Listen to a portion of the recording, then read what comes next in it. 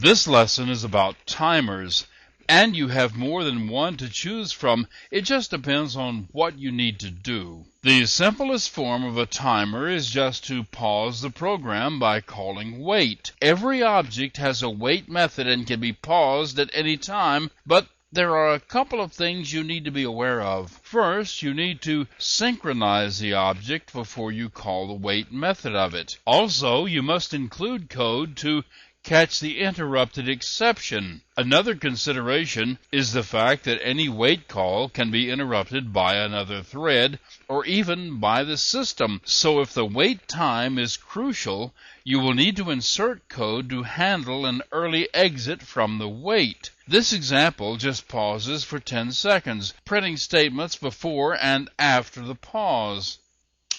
The wait has started, and now it's finished. You can cause any thread to pause this way. There is a more sophisticated way to pause a thread by using the sleep method. I'm going to postpone that one until a later lesson on threads and animation. There are things besides pauses you can use for timing your program. This is a simple timer that doesn't halt your thread.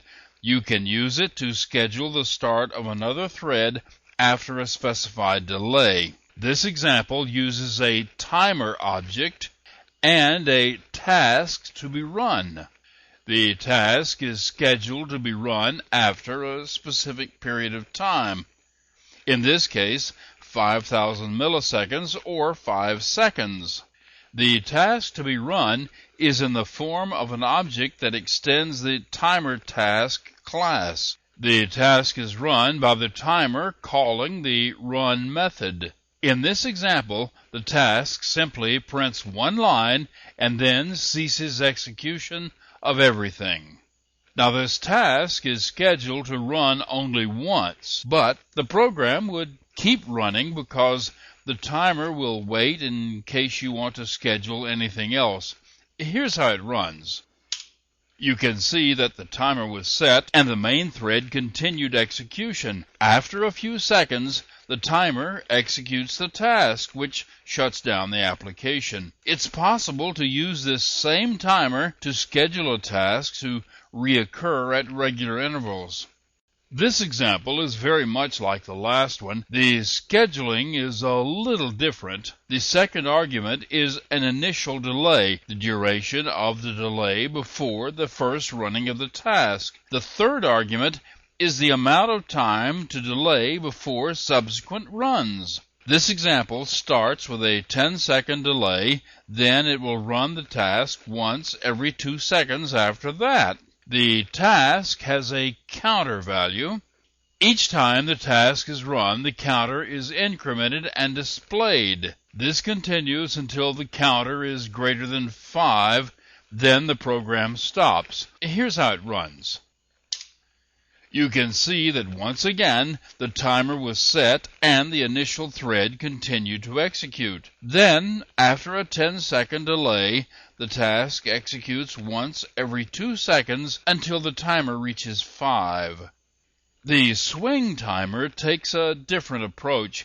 It executes a separate object in a separate thread, the same as the other timer was doing, but this one uses events instead of calling a run method. It starts execution the same way the mouse click does, by issuing an event to a listener. There is one other large difference. In the previous example, the application could halt and the timers, because they were in separate threads, would keep running. The swing timer doesn't do that. When the application quits, the timer also quits. So it's necessary to keep the application running for the timer to work, and that's done in this example by having it display a window and then wait for events. This example is a swing application.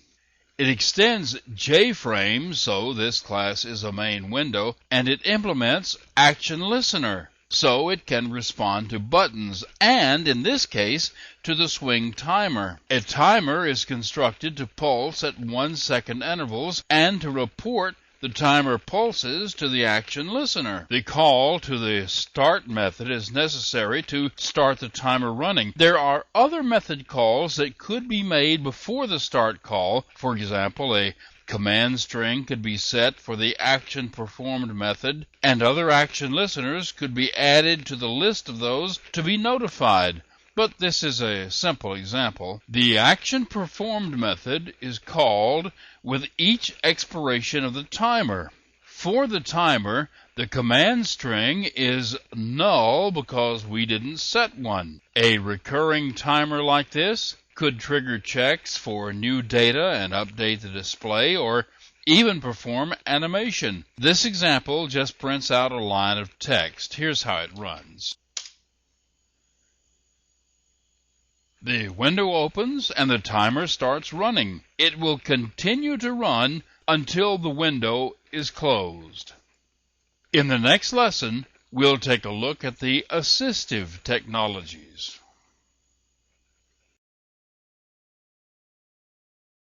The purpose of assistive technologies are to make it possible for people with permanent or temporary disabilities to be able to use the computer.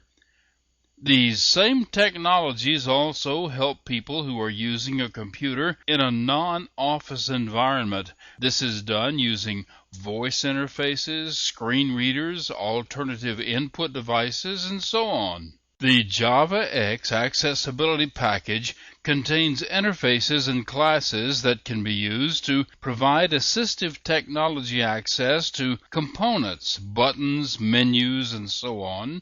The main interface of the Accessibility API is the Accessibility Interface. It is implemented by every displayable component, and it has one method. The method is named getAccessibleContext. It returns an accessible context object. The accessible context object contains the name, description, properties, role, and state of the accessible component, as well as the name of its parent and children components. It also has methods that return objects that contain more specific information and provide methods for communicating with the component. These objects can be used as an interface for assistive technologies to communicate with the components. For the most part, accessibility is built into the swing system, but there are some things that you need to do to make sure it works.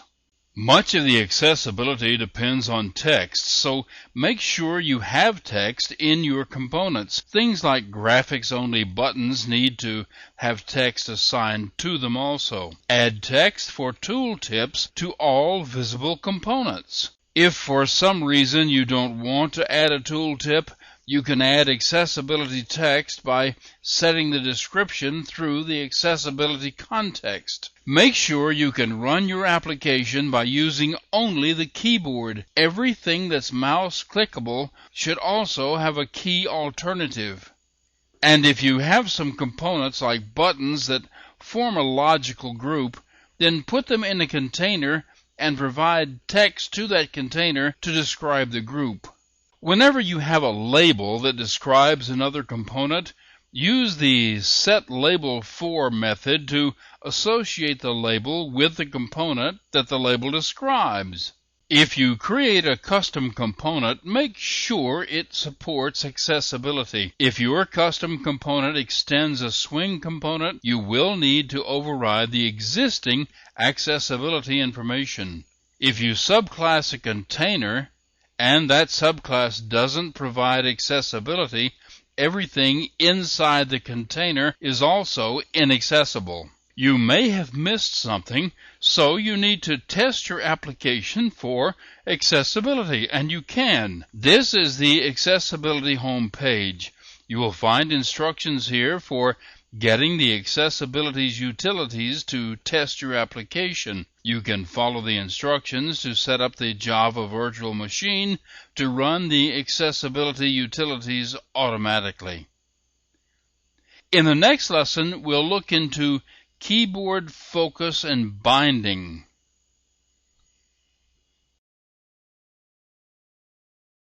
Getting access to keystrokes in a GUI application is not always so easy. I'm going to demonstrate a couple of ways of doing it, and which one you choose will depend on just what it is you're trying to do. The problem is that many of the Java components that you use to make up your window display are already grabbing keyboard input, but there are a couple of things you can do. This program displays a button and uses it to listen to the keyboard. A button normally doesn't listen to anything from the keyboard except the return key, so there's no conflict as there could be with other components. More about that later. This class extends JFrame, so it is a main window, and it implements the Action Listener interface so it can listen to components. In this example, it listens to the keyboard. The main window of this application uses a box layout manager to contain two components. The first is a button with the word Focus as its label. The second component is one that I created by extending the Canvas component. All it does is draw a couple of lines on its face and provide methods that can be called to move the lines. Some special keystroke responses are added to the button. This statement gets a keystroke object for a page up key. All possible keystroke values are defined inside the key event class. The key names all begin with the letters VK, which stands for virtual key. This is the value for the page up key on the numeric keypad. The second argument here is 0, but it could be values denoting a modifier like Shift or Control. This keystroke is then registered with the button. The registration means that this keystroke will be reported to an Action Listener object, and this class is an Action Listener class. This second argument defines the identifying string that will be reported to the Action Listener. The third argument is the keystroke object that we just created. The final argument specifies when the event is to be reported. In this example, if any component in the entire window has focus and the specified key is pressed, then the event will be reported. This example uses the keystroke like you might want to use a hotkey. Anytime you hit the key with any part of the window having focus, this program will be notified. There are two other possible focus settings. One is when ancestor of focused component, which is best used with containers and such. If any of the child components have focus, then the keystroke will be reported. The other option is when focused, which will report the keystroke only when the component itself is in focus. This example registers several keystrokes with the button: page down, down arrow, up arrow, left arrow, right arrow, and the home button. Here at the bottom of the class is the action performed method. Whenever a keystroke is reported, the corresponding method of marker is called to move the line. Here's what it looks like. Using the up arrow button, the line can be moved up. The down arrow moves the line down. You can see that the example also prints out the command string that comes from each button. The page up and page down buttons move the line to the top and to the bottom. The left arrow moves the vertical line left, and the right arrow moves it to the right. The home button puts the arrows back in their start positions. But most components have some key responses of their own, and when that happens, your program is not notified of the keystroke. The keystroke is consumed by the component.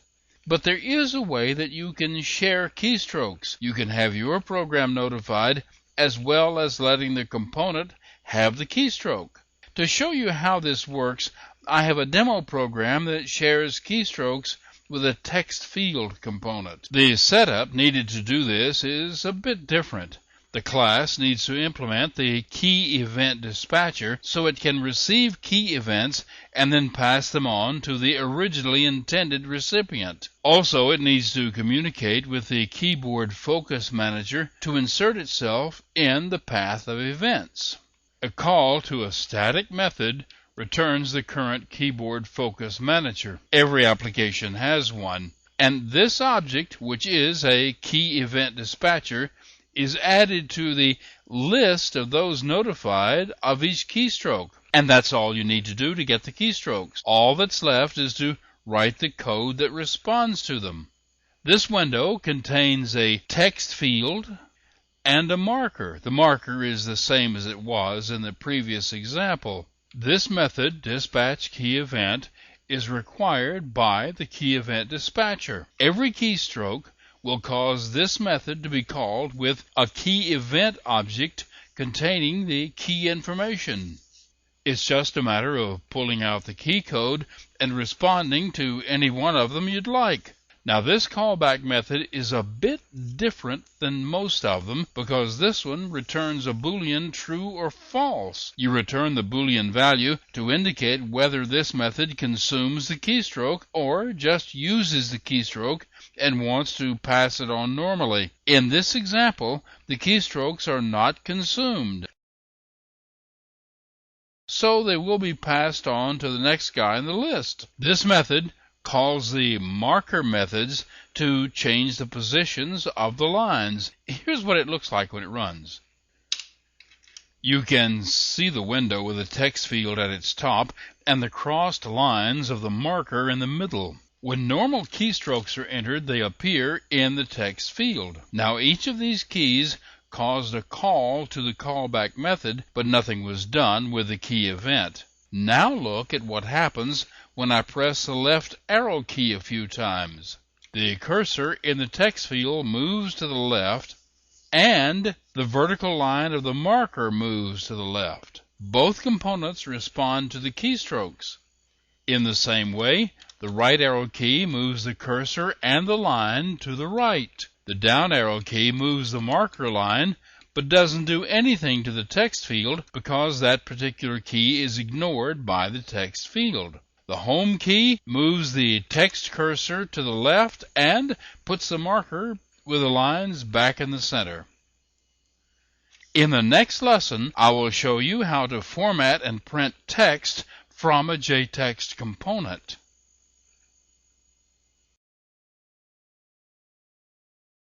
The JText component has text printing built into it, and it's inherited by the subclasses of the JText component, so you can print in exactly the same way the text that's held inside the JText field, the JFormatted text field, the JEditor pane, the JText pane, and I have some examples that show you how it works using a JText area. This example is a JFrame main window containing a JText area which displays a block of text. The constructor initializes the window and displays it, and then the print text method is called to do the printing. The actual printing is done in a single method call. Most of the code here in the print routine is for checking the results and the return status. The print method itself returns true if the printing was completed successfully and false if the print job was canceled by the user. Also, the print method can throw an exception if something goes wrong for some reason and the print fails. This program just prints a line stating what happened. Either the print failed, or was canceled, or it succeeded. Here's what happens when the program runs. First, the component window appears displaying the text. Then the Java print window appears giving you some choices. This is where you can cancel a print or select a different printer. In this example, I'm just going to send the output to a file.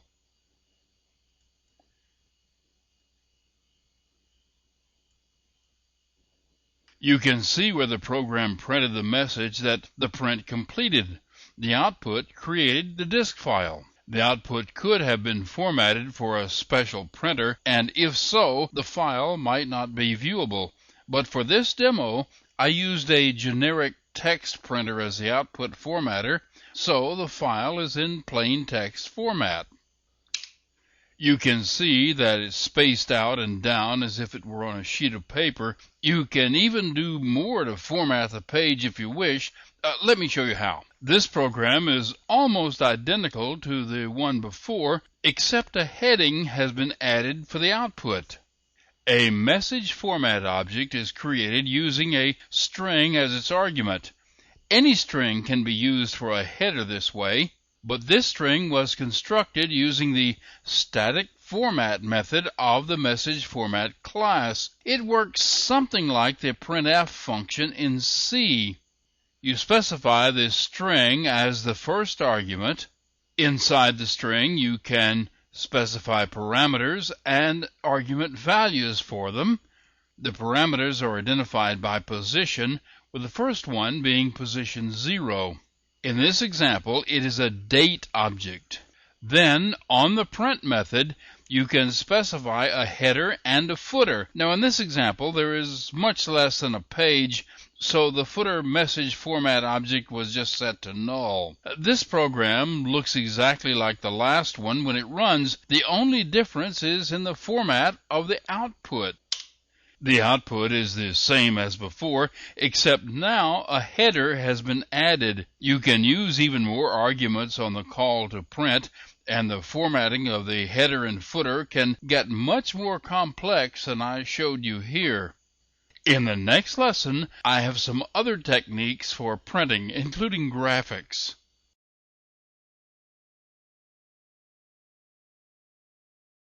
This lesson is more about printing. The previous lesson was about printing text. This one is about printing graphics. To be able to print graphics, you need to assume greater control over the printing process. What you are able to print is limited only by the abilities of your printer. You can send to the printer anything you can display to the screen. In fact, the techniques for doing so are the same.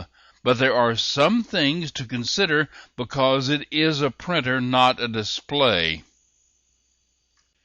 This is a print program designed to show you how it's done. You use the static method getPrinterJob to get a printerJob object. This is the object that will do the work of printing for you. The next step is to create a printable object. I'll show you how to write that here in a minute.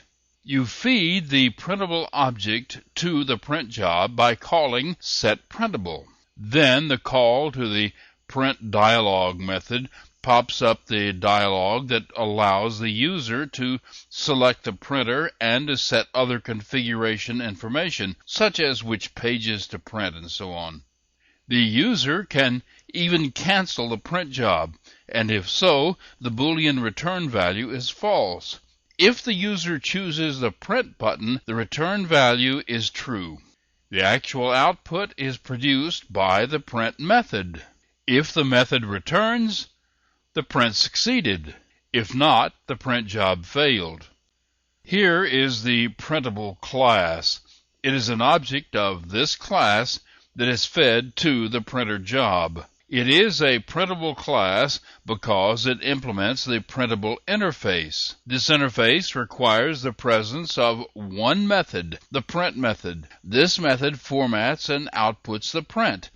If you have used a graphic object to produce output to the screen in something like a canvas object or an applet, then you are familiar with the paint method. This print method is the same thing, except it goes to the printer instead of the screen. And just like the paint method when you're writing to the screen, the print method is passed a graphics object, which encapsulates the output device. In this case, it is the interface to the printer. But because it is a printer, it requires a bit more information. The page format object contains information about the size of a page and its orientation, landscape or portrait.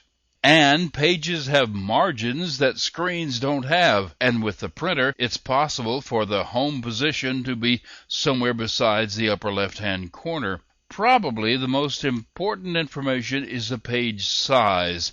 It is provided in the number of 1/72 of an inch, also known as points. This measurement doesn't work for the screen because you never know how physically large the screen really is, but you get definite distance measurements for paper. The third value is the page number. The first page is numbered 0, not 1. Now, if you have multiple pages, you can't count on the page numbers coming in any particular order. For example, the user could request page 5 and request 8 copies of it. In that case, this method would be called 8 times with the same number. The moral of that story is that your printable program must be ready to print any page at any time. In this example, only one page is possible, the first page or page 0. If any other page number is requested, nothing is done, and the return value is simply no such page. Now, the graphics object passed in is really a graphics 2D object, so it is cast as such to make all the methods available. In particular, the translate method is used to change the home position. You see, for some printers, the printable area doesn't go all the way to the corner of the page. A margin must be left. You want to do your input only for the imageable area, so you move the 00 point of the graphics object to the 00 point of the imageable area of the page. Then the output proceeds just as it would with the screen. This example writes a short line of text, then it draws a green oval and a red oval. Using the standard graphics techniques, you could draw JPEG images or whatever geometric shapes you would like. You are limited only by your printer. The return value after drawing a page is page exists to tell the printer job to finalize the output. Here's how it runs. The window pops up asking for a printer choice and offering other printer options. For this example, I'm going to select Adobe PDF for output because I want to show you the graphics. I don't need to make any other choices because there is only one page of output. Selecting OK starts the print process. You can see that inside the program, the printer job print method returned, so the program reported that the print completed. And as you can see by the output, the short line of text and the 2 ovals printed, one green oval and one red. Now, the next lesson is one more printing trick, the printing of a displayed component.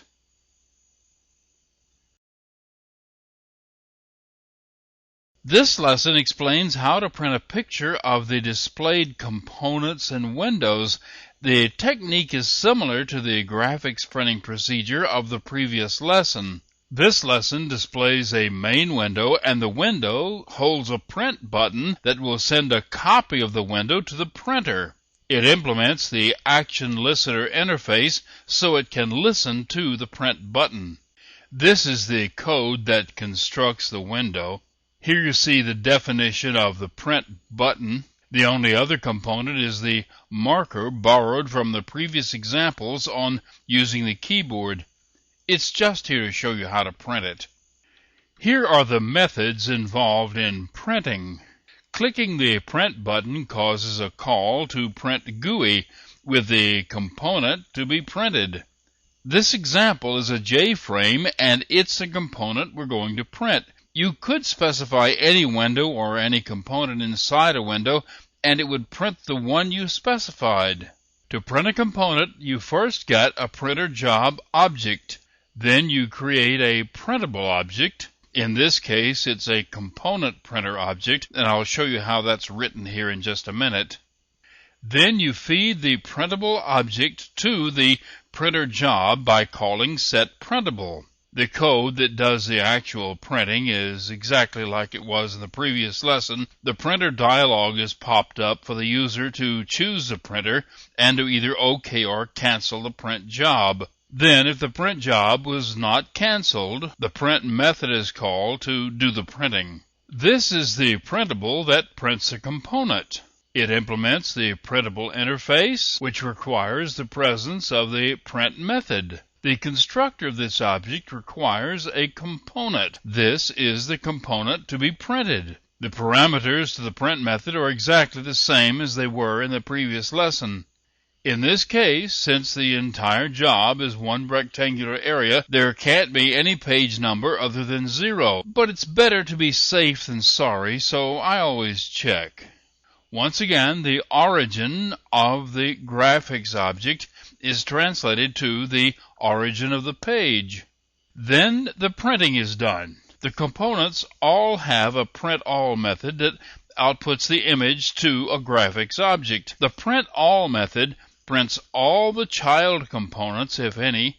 If you want to print the component without printing the child components, you call the component method named print instead of print all. Finally, the page exists value is returned. Here's how it runs. This is the window to be printed. It displays a print button and the crossed lines of the marker component. Clicking on the print button causes the print dialog to appear. I'll change this to print to PDF so I can show you the output. OKing the print job causes the print method of the printable to be called.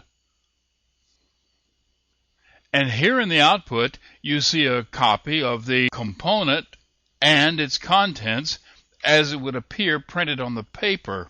The next lesson is about displaying a splash screen when your application starts running.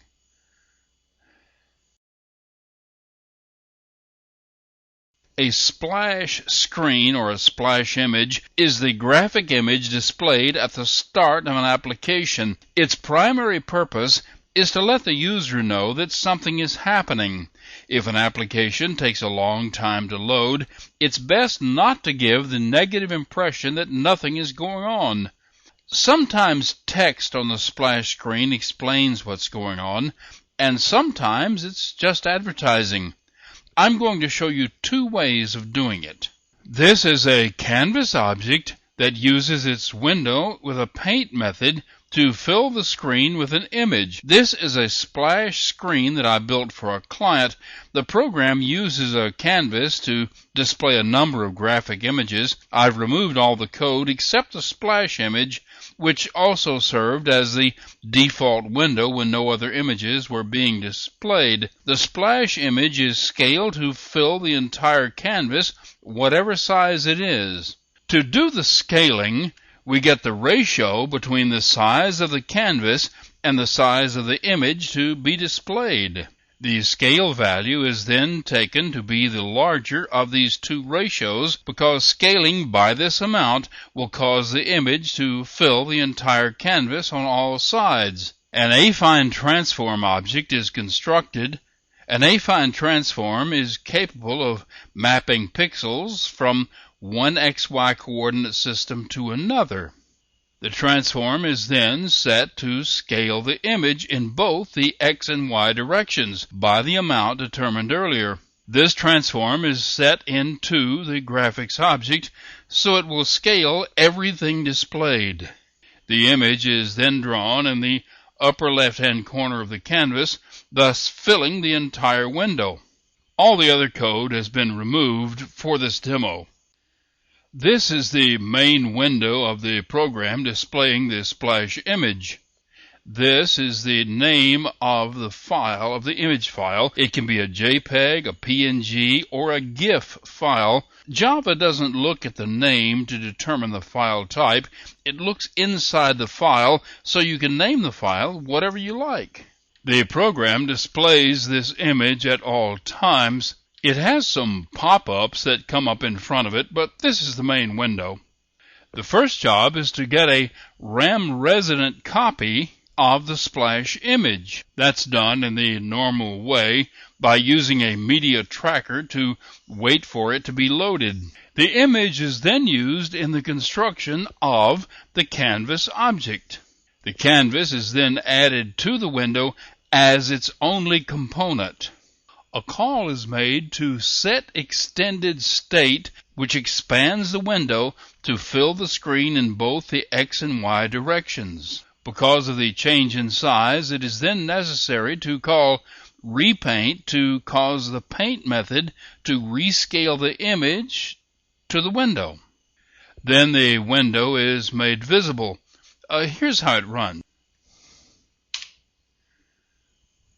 The image here is a photo of some mountains with the initials of the company written on it. You can, if you wish, draw other things on it, including words, directly onto the image because it's all done inside the paint method of the canvas object, and the scaling is done by the graphics object. Here is an example of using the Java Splash class. Now this is a standard application with a JFrame main window, but before the window is made visible, a call is made to show splash to pop up the splash window. This is the show splash method. The first thing it does is to get the splash screen. The image for the splash screen has to be specified on the command line, and I'll show you that here in a minute. If you don't specify the splash screen image when you start the program, this method returns null.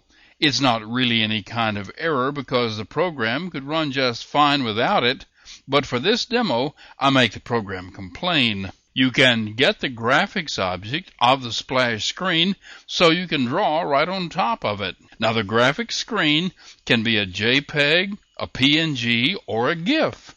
In this example, the image is a GIF with 60 frames. Each time update is called, the next frame is displayed. In this loop, if I is less than 30, this text is displayed. If it's more than 30 but less than 45, this text is displayed. If it's greater than 45, this is displayed. Normally, you would display information about loading files and initializing connections and such, things that are required to get the program ready.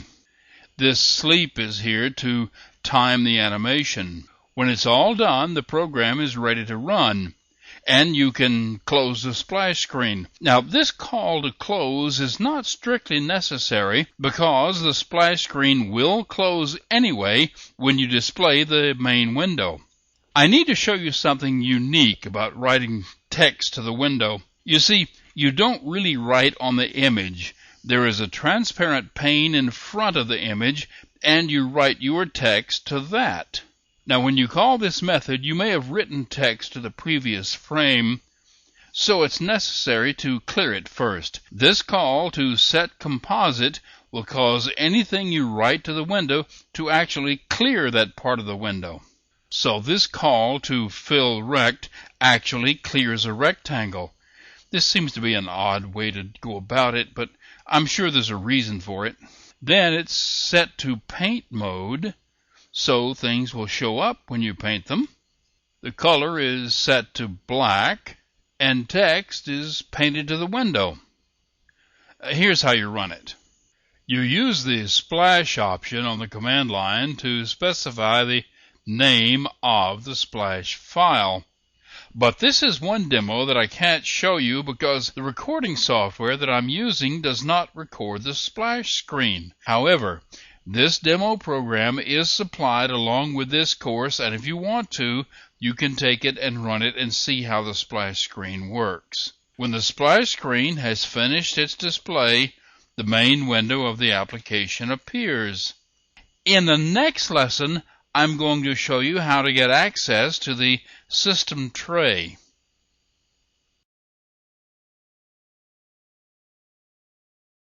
This lesson is about Java access to the system tray. The system tray is this specialized area, usually at the bottom of the screen. It's called different things on different operating systems. On Microsoft Windows, it is referred to as the taskbar status area. On the GNOME desktop, it's called the notification area. KDE calls it the system tray. No matter what it's called, the tray area is shared by all applications, and among other things, you can use it to select from among the applications.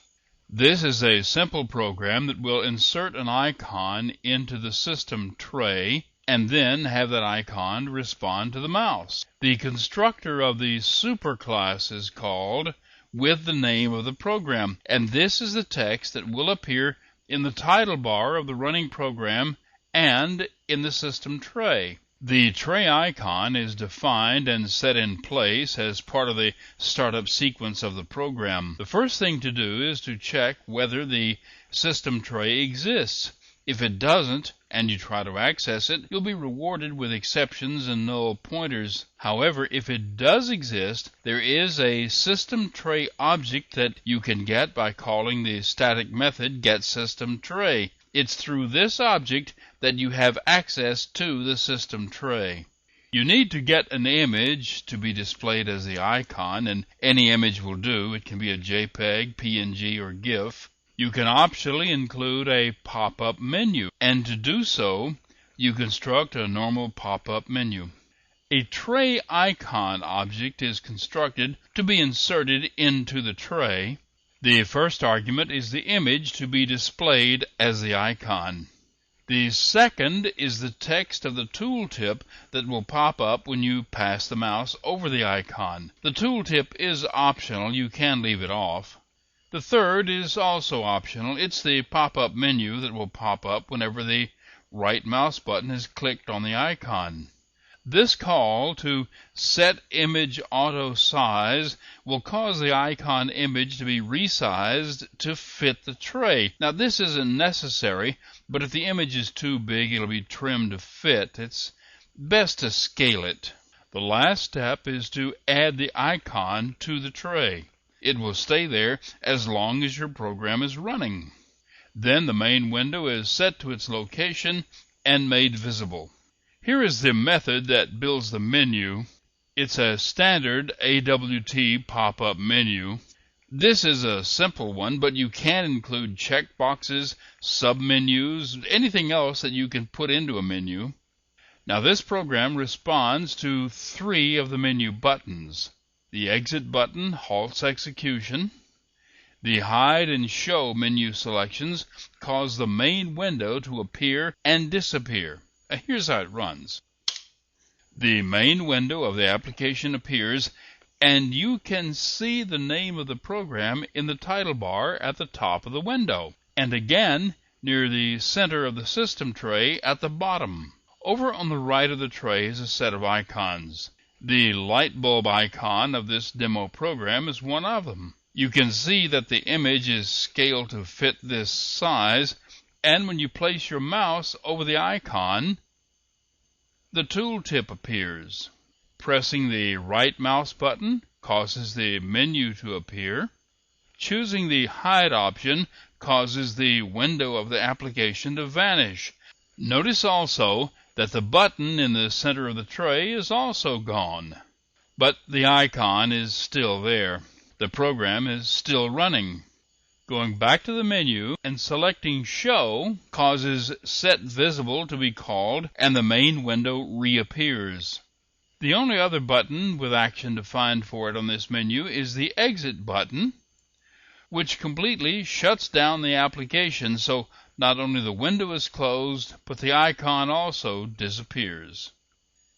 The next lesson is about using the default web browser as a display tool.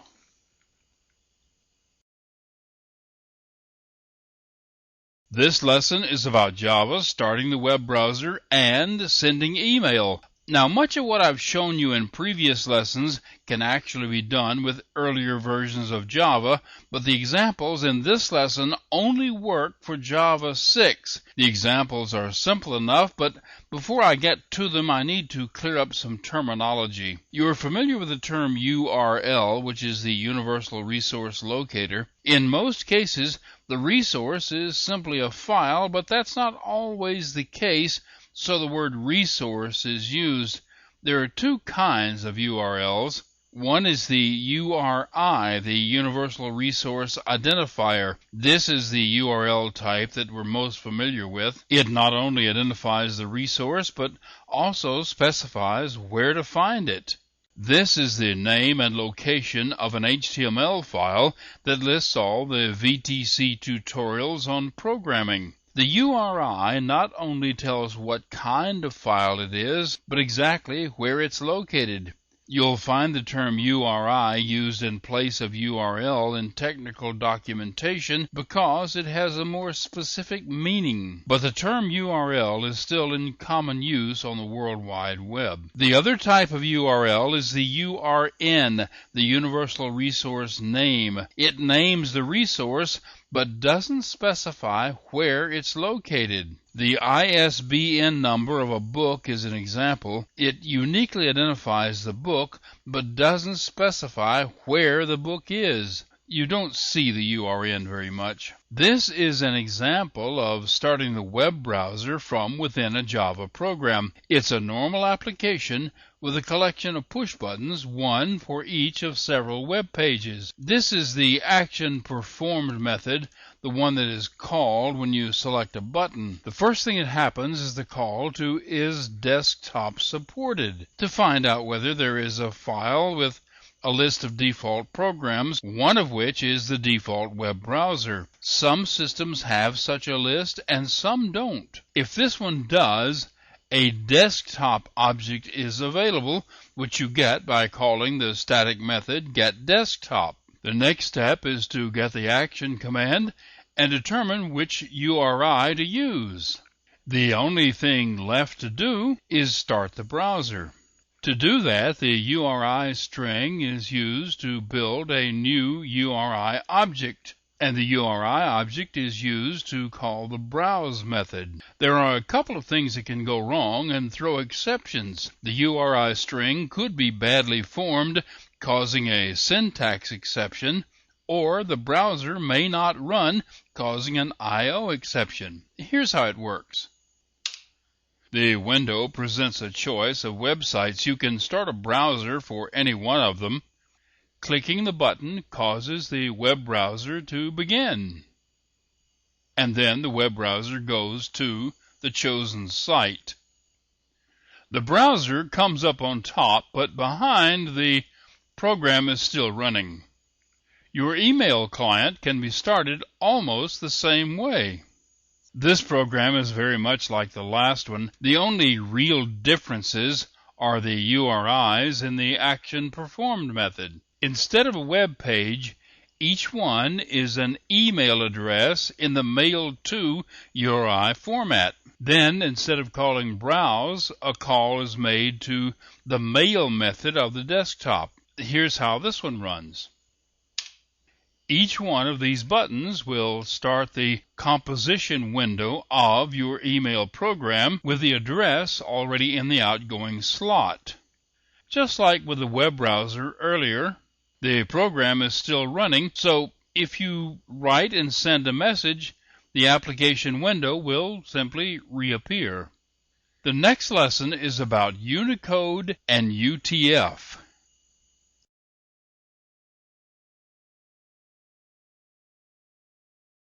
Most of the text files you deal with in Java are UTF, or more specifically, UTF-8. It's really handy to do it this way because a plain ASCII file can be considered to be a UTF file, and the characters can be translated directly between Unicode and ASCII. So while a Java program works with Unicode in memory, it reads and writes ASCII. This takes all the bumps out of the translation to Unicode. This lesson is about how that works.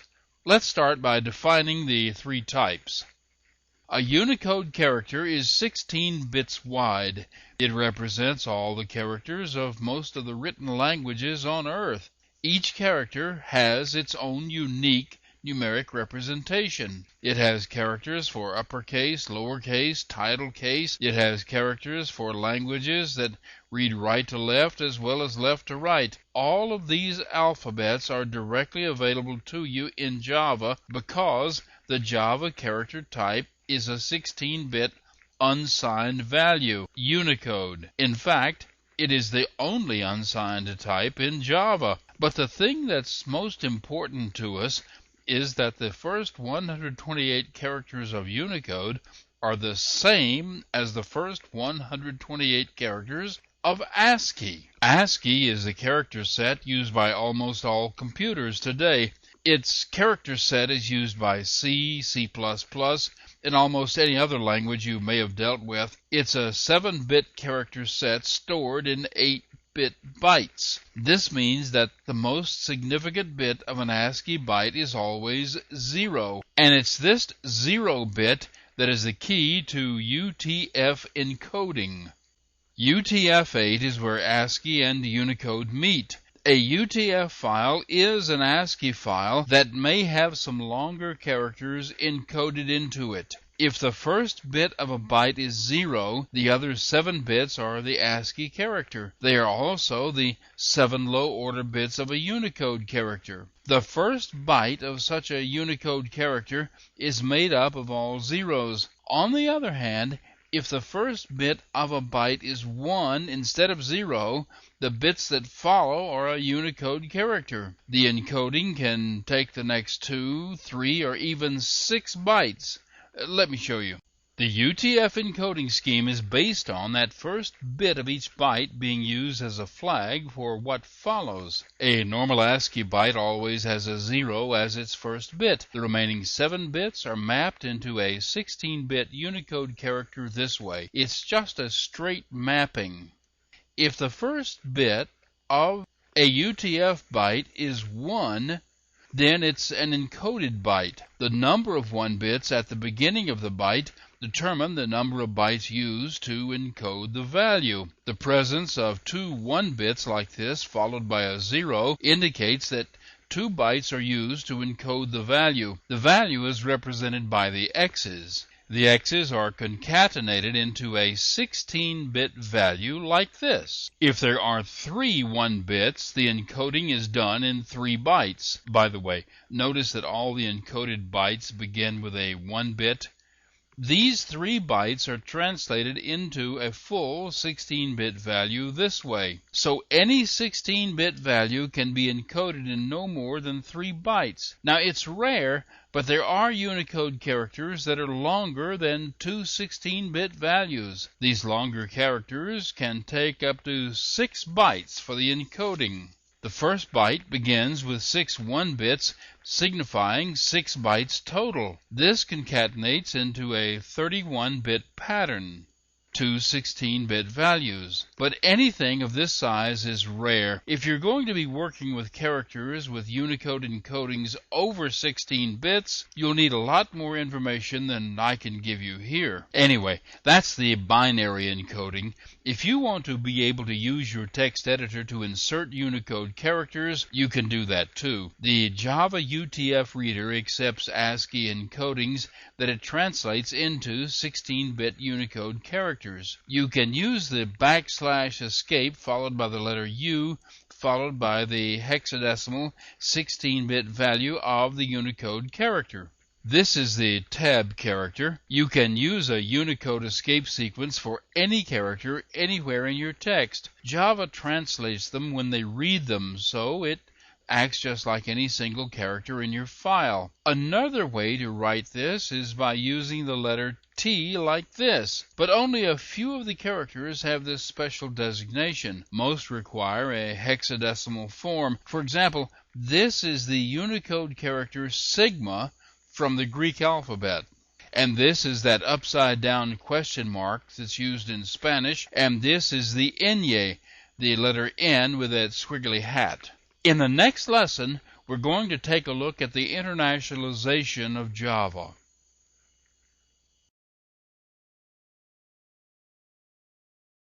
Internationalization is the process of designing an application so it will adapt itself to the language and other cultural differences of the user.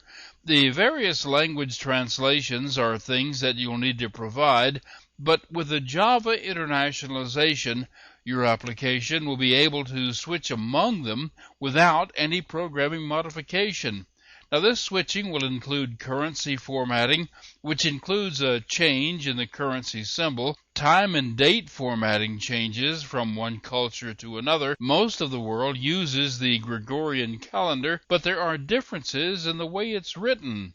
Some cultures format numbers differently. This is mostly with the use of commas and decimal points. This is achieved largely by storing text that is normally displayed in a GUI outside of the program. That way, various languages can be accessed without a change to the program itself. A principal player in this is the locale class. This class can be instantiated for one language and optionally for a country using that language. It then contains the formats for currency, numbers, date, and time for that locale. Oh, and the name. You will often see the word internationalization abbreviated as I-18N, which means I, 18 letters, and N. The first thing you do is write your program and make sure it's easy for language translations to be inserted. This program is an example that shows you how it's done. It takes two objects. A locale object is constructed for the language. This one is for English as it's spoken in the U.S. You have some options.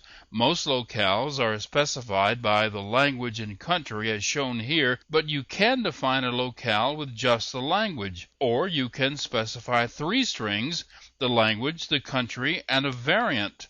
The second object is a resource bundle, which you get by calling the static method getBundle. The first argument is a name, which is normally specific to the program, and the second argument is the locale object that we constructed earlier. These items are combined to construct a file name. It is in this file that the strings are actually stored. I'll be showing you the contents of this file here in just a minute. Then, whenever you need some text in your program, for a button or a label or error message or whatever, you call getMessage with the key name of the string that you want, and the string is then read from the file and returned to you. This second block of code is just like the first in every way, even down to the keys used to extract the strings from the file, except there is one difference. In this case, the language is specified as English, as spoken in the U.S., and the variant as spoken in Texas, which is a variant locale that I just made up to show you how this works. This difference in the name causes a difference in the name of the file that is searched for the strings. Here is the content of the properties file for U.S. English. The keys are on the left and the translations are on the right. Now remember, this is UTF, so the translations can be in any alphabet using any characters that your program can display. Here's how this example runs.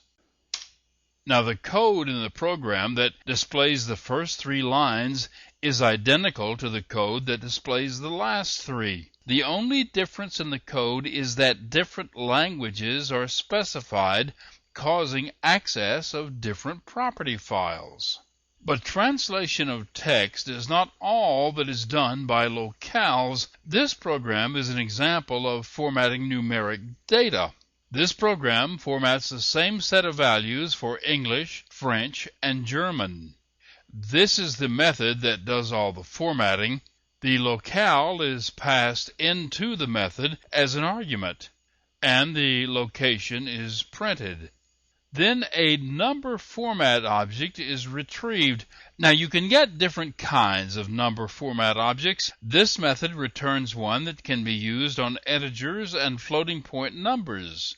Then two different numbers are formatted according to the locale. The formatting methods return strings which are then displayed. The same thing is done with a number format object designed especially to format currency. A third number format object is used. This one formats percentage values. Then an instance of a date formatter is returned with a call to getDateInstance. This argument specifies that the default date format for the locale is to be used. The other possible choices are short, medium, long, and full. The current date is formatted and displayed. It looks like this when it runs. You can see the differences in the formats of the three locales. The number formats are different enough to cause confusion. The date formats are very different. The currency symbol in the US formatting is a part of ASCII, but the other currency symbols are not. They are Unicode characters, and they're not in the character set of this display. Now, the date format and the number format have the formatting for locales built into them. The question comes up, what locales do they have? You can find out with this program. Both the number format and data format classes have static methods named getAvailableLocales. The return value is an array of locale objects for every locale defined in the system. This program displays the entire list. Here's what it looks like. This is a listing of the curt names of the locales. If you need to get a more descriptive name for a locale, or if you want the name of only the language or only the country, take a look into the documentation for the locale class. It has ways of printing out those names. In the next lesson, we're going to take a deeper look into the workings of enums.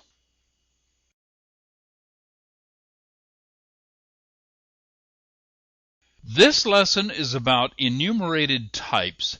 The basic idea of an enumerated type is the ability to group together a collection of related names. An enumerated type is a class. Every enumerated type is an extension of the enum class. And since it is a class, it can contain methods, constructors, and variables.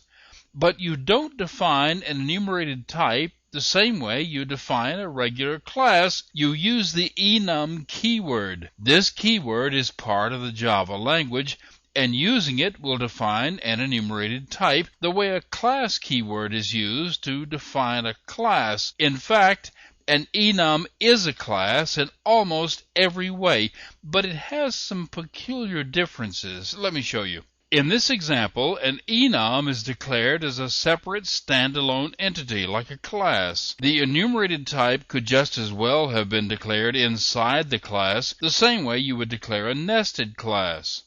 Now, the main method of this class creates an instance of the edge enum and prints its value.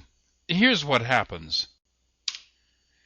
Now, notice that what printed was the name of the enum value, not a numeric value. You can discover the number if you want to know, but there is seldom any need to do so. You can use the enum in your program just as if it were a number. This example declares an enum as being a member of the class. It's not really a field inside the class, it's more like a nested class, but this has some odd syntax.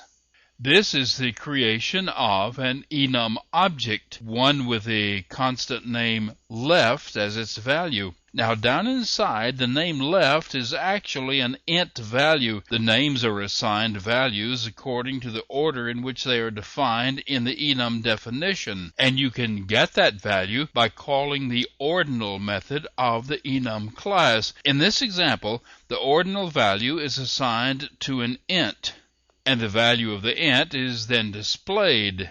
Remember, when we print the enum directly, we get the name string. You can use these names in a switch case block just as if they were integer values. But you cannot do this. You cannot qualify the name. I put this here and commented it out just to show you what you can't do. You can use this form in other statements, like setting the value of an enum or comparing the value of an enum to another, but for some reason it doesn't work in a switch case. You can only use the unqualified names of the possible enum values. Here's what you get when you run this program. Notice that the numeric value of left is 2, and left is the third name declared in the enum, which means that the first value is 0.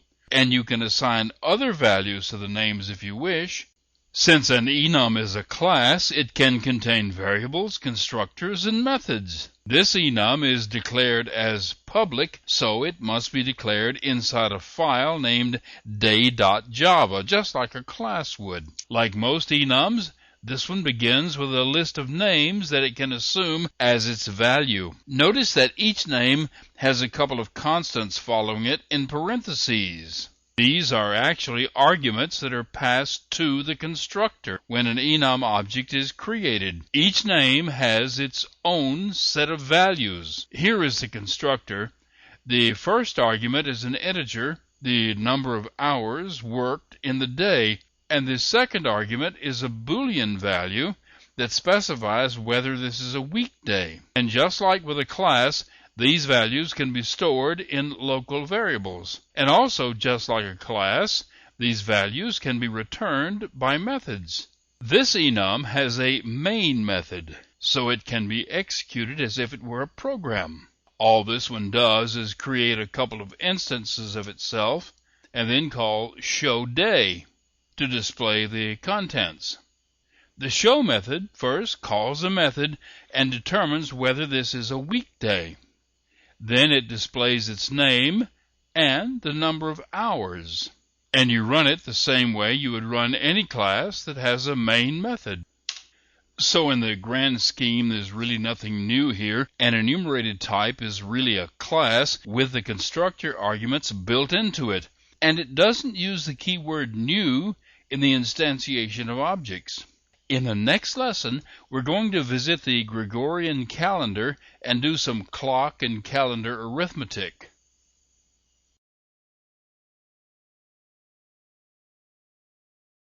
The class java6 Gregorian calendar can be used to keep track of the date and time. It's actually two calendars in one. It keeps Gregorian dates, which is the calendar used by most of the world today, and it also keeps dates in the Julian format, which was the calendar used before 1582 when the Gregorian calendar was adopted. Of course, you probably won't need dates that go back that far, but they are there if you do need them. One thing you will find useful is the fact that the Gregorian calendar is also a clock. Internally, the current time is kept as a count of the number of milliseconds since January the 1st, 1970. But that's internally. You normally ignore the internal count value. Anyway, the accuracy depends on the system. The clocks of some operating systems are only accurate to 1 second, and that's what you should assume if you want your program to be portable. Almost all of your work with date and time will consist of two things. You will need to do calendar arithmetic. You will need to add and subtract days, months, years, hours, whatever. And you will need to convert the date and time to and from text. This first example converts the contents of a Gregorian calendar into a string. The conversion is done by date format, which can convert the date and time to a string in a number of different ways. This example creates a Gregorian calendar object which by default contains the date and time that it's created. The formatting is done in a loop, which has a counter that goes from 0 to 3 because there are 4 fundamental formats. The call to getDateInstance creates a date format object that will format a Gregorian calendar into a date string. The number passed to it determines the style of the format, whether it's full, long, medium, or short. The getTime method is called to return the internal value in a format that the formatter needs. The formatter then extracts the information that it needs to return a descriptive string of the date. Then a new date format object is retrieved, this one for formatting time. This is the same code again, but with a different formatter. Then a third formatter is retrieved. This one is built to format both date and time as a single string. Notice that this method requires 2 values to be passed to it. The first one specifies the format of the date. The second one specifies the format of the time. In this example, they are the same, but you can mix the formats. Then the same line of code again is used to create the string itself. Here's what it looks like. You can see the differences in length produced by the 4 format values. Now, if you prefer to use names instead of numbers, The constants defined in the date format class are for full, long, medium, and short. You can specify a locale object when you retrieve a formatter, or, as in this case, you can just let it use the default locale, and the ones in this program are not all the date formatting methods available either. This example goes in the opposite direction. It shows you how to read a string date and time into a Gregorian calendar to set its date and time. Any date or time string format that you can get out, you can also put back in. This example starts out by creating a calendar with the default date and time, and it displays a formatted string of it so you can see its original contents. Now we want to read a text string and overwrite those contents. This has to be done inside a try block because the input string could be invalid. The format of the strings to be read must match the form of one of the date strings that come out of it, and that depends a lot on the locale. You start by creating a date format object. The date is read and analyzed by the parse method, which returns a date object. The date object is then used to set the date and time of the Gregorian calendar. Finally, the new contents of the Gregorian calendar are displayed to show the results. Here's what it looks like. The original date string is complete with the time down to the minute. The string that was read, however, specified the month, day, and year only. The hour and minute and second assumed a default value, and those default values were not set by the input data. The other thing that you want to be able to do is calendar and clock arithmetic, and the Gregorian calendar class makes that very easy. You can add and subtract minutes, hours, days, months, or years, and it's all kept straight for you. This example starts out by creating a Gregorian calendar which contains the current date and retrieves a date format object that can be used to display it. Then, in this loop, 39 minutes is added to the calendar and 20 hours is subtracted. At the bottom of each loop, the date and time is displayed. Here's what it looks like. The time and date is adjusted 19 hours, 21 minutes backward for each line of the display. The change in day, month, and even year is accounted for as the calendar keeps track of them all for you. There are plenty of other things that you can do with a Gregorian calendar, but these are the basic operations. In the next lesson, we'll take a look at a few examples of declaring annotations.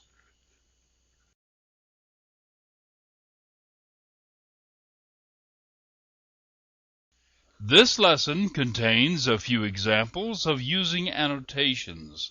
When you compile this class, it compiles OK, but it generates a spurious warning message. All this class does is create a vector, adds a date object to the vector, and then returns it. The logic is fine and the code will work, but the vector class is a generic, so a warning message comes out. Let me show you. There you see a part of the warning message along with instructions about what you need to do to get the rest of the message. Here's the whole thing. You can see from this that the name of the warning is unchecked. You can use that name to suppress the message like this. This is the same code but with the warning message suppressed. This annotation does the suppressing. An annotation applies to whatever follows it, so this annotation applies to the main method. This same annotation could have been in front of the class name, and it would apply to everything in that class. Anyway, now it compiles like this. No warnings, no errors. This form compiles clean. This is something we've all done. When you write a subclass and you need to override a method of the superclass and you misspell the name of the method in the subclass, you don't get what you intended, but you don't get an error message either. However, if you use the override annotation, you can specify a method as being one that must override a superclass method, and you will get an error if it doesn't. This example has two subclasses, both of which attempt to override the superclass, but overriding the superclass method fails, but only one of them generates an error message. The override annotation checks. Here's what happens. In this example, the name is misspelled, but it also happens if the parameter types don't quite match. That's how it usually gets me. Okay, one more, and this one is pure documentation. You can devise a special documentation scheme and be as detailed about it as you want. Remember, an annotation applies to whatever follows it: class, interface, method, variable, whatever. This example is about defining a special documentation header block for classes. You declare the layout of the block with this annotation keyword, the @interface. Then you define the contents of the interface as being a collection of fields. Each has a type and a name. The syntax of the field definitions is a little odd. It looks sort of like method definitions, and each one can have a default value. Notice the array format. You can define an array of any data type. In this case, it's an array of strings. Once you have declared the format of the interface, you can use the name anywhere you'd like. In effect, you've defined a new annotation type. You can declare values for all the fields.